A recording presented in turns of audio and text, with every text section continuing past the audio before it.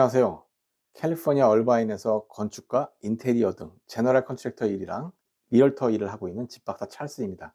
이번 영상은 제 1편에 이어서 미국 부동산 업계의 폭탄 뉴스라는 다소 자극적인 제목으로 지난번 올려드렸던 중개수수료 반값 인하에 따른 미국 부동산 영향 분석에 대한 제 2편 영상을 계속해서 올려드리겠습니다.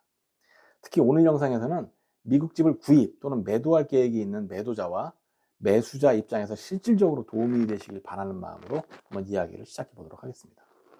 지난 영상을 한번 요약해 보자면 화면에서 보시는 바와 같이 일단 그동안은 셀러가 리스팅 에이전트에게 약 6%의 수수료를 줬고요. 리스팅 에이전트는 그 6% 중에서 3%를 바이어 에이전트에게 나누어 주었죠. 그래서 결국 바이어 에이전트는 전투적으로 경쟁력 있는 바이어를 찾아서 거래를 성사시키고, 이 과정에서 바이어는 중개 수수료를 한 푼도 내지 않았지만 바이어를 위해 열과성을 다하는 에이전트를 항상 곁에 두고 서비스를 받을 수 있었던 것이 지난 44년간의 미국 부동산의 관례와 제도였습니다. 결국 매도자는 매도자 에이전트가, 매수자는 매수자 에이전트가 자신을 보호해주는 시스템이 구축되어 있었던 것이죠. 하지만 이제 7월부터는 이러한 커미션 구조가 깨지게 될 것이고, 매도자는 셀러 에이전트에게만 6%가 아닌 그 절반인 3%의 수수료를 주고, 셀러 에이전트는 바이어 에이전트에게 단 한 푼도 주지 않아도 됩니다. 그러면 바이어는 집을 구입하기 위해 그 큰 돈을 주고 거래하는데 자신을 위해 도와주는 바이어 에이전트 없이 집을 구입할 수 있을까요? 그럼 누가 바이어를 보호해 줄까요? 또한 이런 변화가 집값에 어떤 영향을 줄까요? 이 문제를 이제 한국의 경우와 하나씩 비교해 가면서 제가 이제 풀어가 보도록 하겠습니다. 역시 마찬가지로 한국과 미국에 각각 10억짜리 주택을 이제 취득한다는 가정을 먼저 해보고요. 한국의 경우에는 지금 화면에서 보시다시피 취득세율에 따라서 지방교육세, 농어촌 특별세 뭐 이런 걸 포함해서 약 3.3% 정도, 즉 약 3,300만 원 정도의 취등록세를 이제 지불하게 됩니다. 그리고 중개수수료를 또 거기에 더해서 지불하게 되죠. 물론 법무사비, 채권 할인 및 채권 수수료 등으로 약 한 200만 원 정도가 더 추가될 거고요. 그랬을 때 약 한 3.5% 정도로 예상하면 될 것 같습니다. 만약 매도자가 아닌 매수자 입장에서 한국과 미국의 중개수수료만 비교한다면, 한국의 매수자는 약 500만 원을 지불했다면 미국의 매수자는 지난 100년간 단 한 푼도 지불하지 않아 왔습니다. 결국 한국의 매수자는 중개수수료 500만 원과 취등록세, 법무사 비용 등 약 3,500만 원을 합해서 총 4천만 원 정도의 비용이 추가로 필요하게 됩니다. 반면 미국의 경우에는 중개수수료는 0원이고 에스크로와 기타 수수료 등으로 약 1.67% 정도가 추가로 소요됩니다. 여기서 잠깐 미국에서 소요되는 수수료라는 게 사실 론을 안 받고 사는 경우가 거의 없기 때문에 론 수수료가 포함되고, 이걸 이제 브레이크다운 해보면 비교 편의상 환율을 이제 1,000원으로 가정하고 설명을 드리겠습니다. 현재 30년 고정금리 이자율을 약 한 6.9% 정도로 이제 놓고 계산을 해보면 각종 세금, 보험, 정산금액 1,000만 원이랑 한국의 등기 비용과 유사한 타이틀 비용 450만 원, 이런 걸 총 합해서 약 한 1,600만 원 정도가 이제 추가로 소요되게 됩니다. 그리고 매월 원리금 납부액은 요즘 이자율보다 비교적 낮게 잡았는데도 약 한 750만 원이 넘네요. 여기서 기본적이긴 하지만 알아두면 좋은 정보가 있는데, 바로 PMI라는 것입니다. PMI는 Private Mortgage Insurance의 약자로, 집을 구입할 때 다운 페이먼트라는 그 보증금 명목의 돈을 총 집값의 20%보다 적게 할 경우에 은행이 융자금을 보호할 목적으로 고객에게 요구하는 일종의 안전장치 같은 그런 보험료입니다. 이 금액을 매달 34만 원가량 추가로 내야 하니, 결국 미국에서 사람들이 집을 구매할 때 다운페이를 20%라고 통상 얘기하는 게 그런 이유에서 기인한 겁니다. 자, 이렇게 놓고 보니 사실 한국과 미국에서 각각 집을 구입할 때 매수자 입장에서 보면 미국이 한국보다 절반도 안 되는 그런 수수료를 납부하고 있다는 것을 이제 알 수 있습니다. 자, 그럼 다시 이제 미국 중개 수수료 인하 이야기로 돌아가 보겠습니다. 지난 영상에서 이미 말씀드렸지만 올 7월부터는 NAR, 즉 전미 부동산 협회의 이제 소송 패소로 인해서 매도자인 셀러가 바이어 에이전트의 중개 수수료를 MLS라는 한국의 공인중개사협회 사이트와 유사한 시스템에 더 이상 의무적으로 명시하지 않아도 되고, 그래서 결국 바이어 에이전트 수수료를 대신 지불하지 않아도 되기 때문에 바이어 입장에서는 집을 구입할 때 필요한 서비스를 무료로 받기가 이제 어려워진 상황이 됐습니다. 지금 보시는 화면이 에이전트들만 들어가서 볼 수 있는 MLS 화면인데, 여기서 보시는 빨간색 부분이 바로 셀러 측 에이전트가 입력한 바이어 에이전트에게 제공하는 수수료율입니다. 결국 이번 7월부터는 이 항목이 없어진다는 게 바로 이번 판결의 핵심인 것입니다.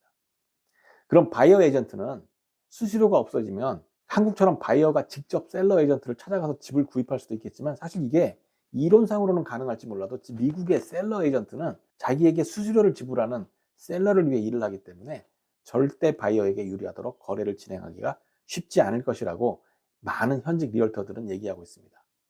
한국은 공인중개사라는 용어에서 사용하는 저 중자라는 한자가 인자와 가운데 중자를 합쳐서 만들어진 버금중자를 사용하는 것만 봐도 매도자와 매수자 사이에서 중간자 역할을 하도록 처음부터 설계된 것으로 보입니다. 하지만 미국에서 사용하는 저 에이전트라는 용어는 어느 누군가의 편에 서서 서비스를 제공하는 역할로 설계된 것으로서 보이기 때문에 더 그런지도 모르겠습니다. 지난 3월 15일 CBS에 발표된 언론에서도 스티븐 머레이라는 전문가의 말에 따르면 이번 수수료 인하로 인해 집주인들이 주택을 더 싸게 내놓지는 않을 거라고 말했습니다. 사실 저는 이 문장이 가장 공감 가는 문장인데, 바로 The market sets home prices라는 말입니다. 즉 부동산 가격은 마켓이 결정하지, 부동산 거래할 때 그 수수료가 많고 적고 이거에 따라서 부동산 가격이 결정되지는 않는단 말이죠. 한편 3월 19일자 뉴욕 NBC에서 발표된 언론 보도 자료에 따르면 바이어가 셀러에게 바이어 에이전트 수수료를 내달라고 요청하는 조건으로 거래가 진행될 수도 있지만, 결국 셀러가 이를 들어주지 않으면 말짱 도루묵인 거죠. 바이어는 자신이 지불하는 바이어 에이전트 비용을 적게 내기 위해 다른 에이전트를 찾게 될 거고, 결국 한푼이 아쉬운 바이어에게 바이어 에이전트 수수료는 집을 구입하는 부담으로 작용할 것이라는 예상을 하고 있습니다.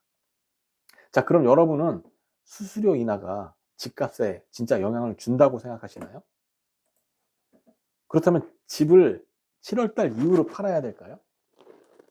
요즘 나오는 유튜브나 이런 데 보면 7월달 이후로 팔아야지 스마트한 거다라고 나오기도 해요.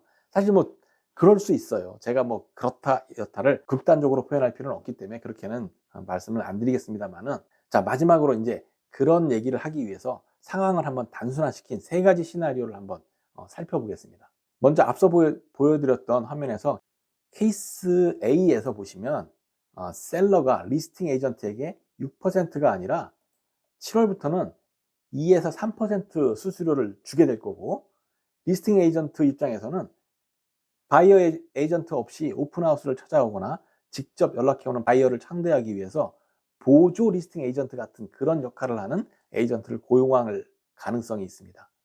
이때 에이전트는 자신의 수수료를 일부 떼서 마치 과거에 바이어 에이전트에게 했던 것처럼 나눠줄 수 있고요. 하지만 이 경우에는 보조 리스팅 에이전트는 딱 한 사람의 바이어만을 위해서 일하는 게 아니기 때문에 과거 바이어 에이전트와는 다른 의미가 될 것입니다. 즉 바이어 편이 아니라는 의미가 되겠죠. 결국 바이어는 바이어를 위해 일해주거나 보호해주는 사람이 없다는 의미가 됩니다. 두 번째 케이스 B는 바이어 에이전트가 수수료를 셀러에게만 받지 않고 바이어에게서도 받음으로써 결국 과거에 받던 수수료만큼을 채워서 받아가는 방식입니다. 이 경우에는 비록 바이어 에이전트가 리스팅 에이전트로부터 일부 커미션을 지원받더라도 바이어 레프레젠테이션 어그리먼트라고 하는 계약을 바이어와 체결하게 된다면 바이어를 보호할 수 있는 제대로 된 보호 장치를 가질 수 있을 것입니다. 또한 과거 방식처럼 셀러 에이전트가 자신의 커미션을 더 많이 나눠주는 조건이라면 바이어 에이전트는 더 적극적으로 거래가 이루어지도록 노력할 수 있을 것이라 예상됩니다. 자, 세 번째 케이스 C입니다. 이건 완전 한국식으로 진행되는 방식이라고 볼 수 있는데요. 이 경우에는 셀러는 리스팅 에이전트에게 커미션을 주고 바이어는 바이어 에이전트에게 커미션을 제공함으로써 양측이 완전히 분리된 커미션 시스템 하에서 각자 자신의 에이전트로부터 서비스를 제공받고 보호받을 수 있을 것이라 예상됩니다.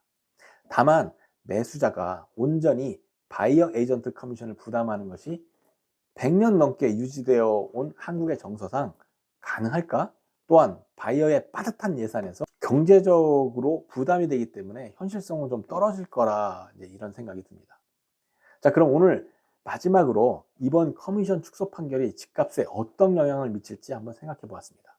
먼저 셀러 입장에서 10억짜리 집을 팔 때 중개수수료로 과거 6천만 원을 지불하던 것을 3천만 원만 지불하게 됨으로써 결국 3천만 원을 절약하게 되는 셈이 되니 마켓에 더 많은 물건이 나오고 현재 매물이 부족한 부동산 시장이 안정화될 것이라는 언론 보도가 있습니다. 글쎄요, 결국 그럼 집주인이 10억짜리 집을 3천만 원이 아까워서 그동안 집을 내놓지 않고 있었다는 얘기일까요? 좀 설득력이 부족하지 않나 하는 생각이 듭니다.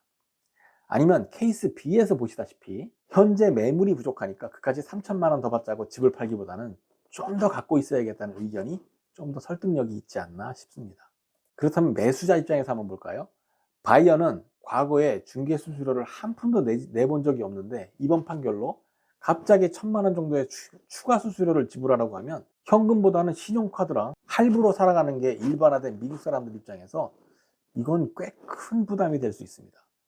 그렇다고 사고 싶은 집을 안 사고 계속 월세로 살까요? 그건 결국 구대기 무서워서 장 못 담근다는 우리 한국 속담이랑 다를 게 없는 꼴이 되겠죠. 그것보다는 이제 수수료를 안 받는 리얼터를 찾아가거나 아니면 받더라도 아주 조금만 받는 그런 리얼터를 찾아서 집을 사는 게 더 현실적이지 않을까 하는 생각이 듭니다. 결국 매수자랑 매도자 모두의 경우 케이스 B가 이제 가능성이 더 높다라는 생각이 드는 거죠. 제 생각입니다. 그렇다면 결국 수수료 인하라는 요인만 봤을 때는 지금의 매물 부족 현상을 해소해 주기에는 영향력이 별로 크지 않고 마이너한 요소가 되기 때문에 집값과 인과관계가 없을 것이라는 생각입니다.